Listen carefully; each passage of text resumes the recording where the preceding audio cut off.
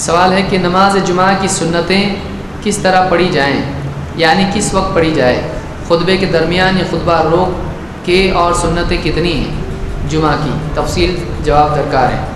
دیکھیے، اللہ کے نبی صلی اللہ علیہ وسلم نے جمعہ کی جو احادیث بیان کی ہیں ان میں آپ نے کہیں بھی قولی طور پر یہ عمل ذکر نہیں کیا ہے کہ جمعہ سے پہلے کتنی سنتیں ہیں۔ اسی لیے جمعہ کی جتنی بھی حدیثیں آئی ہیں اس میں یہی الفاظ ہیں کہ جو اللہ نے اس کے لیے مقدر کیا ہے اتنا پڑھیں۔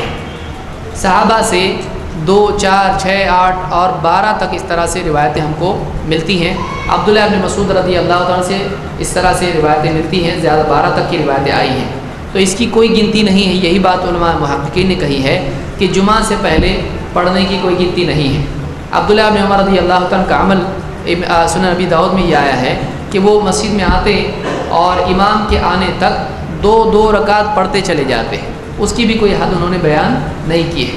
لہذا بات یہ معلوم ہوئی کہ جمعہ سے پہلے کوئی مخصوص عدد نہیں ہے۔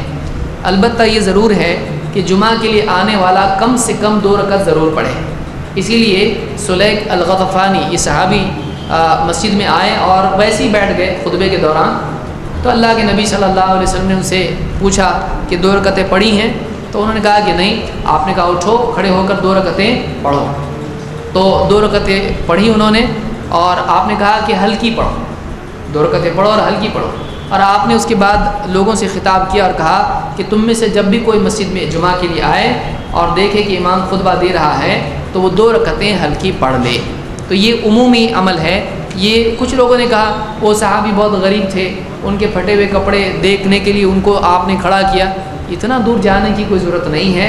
اللہ کے نبی صلی اللہ علیہ وسلم نے سب سے بھی تو کہا ہے، یہ صحیح مسلم میں روایت موجود ہے اور دوسری کتابوں میں بھی ہے۔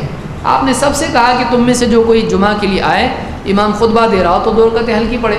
تو اس سارے کے سارے غریب لوگ پھر دیکھیں گے کس کو؟ تو یہ سب کے لیے ہے، کسی ایک کے لیے یہ چیز نہیں تھی۔ اور جمعہ کے بعد میں آپ نے فرمایا من اتى الجمعة فليصلي بعدها 4، جو جمعہ کے لیے آئے وہ اس کے بعد 4 رکعتیں پڑھ لے۔ تو 4 رکعتیں جمعہ کے بعد پڑھنی چاہیے۔ اور اللہ کے نبی صلی اللہ علیہ وسلم سے یہ بھی ملتا ہے کہ جمعہ کے بعد آپ گھر چلے جاتے تھے اور 2 رکعتیں پڑھتے تھے۔ اس بنیاد پر ابن تیمیہ رحمۃ اللہ علیہ فرماتے ہیں کہ اگر کوئی آدمی مسجد میں پڑھتا ہے تو 4 رکعتیں پڑھے، اور اگر گھر پر جا کر پڑھتا ہے تو 2 رکعتیں بھی اس کے لیے کافی ہو سکتی ہیں۔ اس طرح سے انہوں نے روایت میں تطبیق کی ہے۔ اگر کوئی 6 پڑھتا ہے تب بھی اس کے لیے گنجائش ہے، اس میں کوئی مسئلہ نہیں ہے۔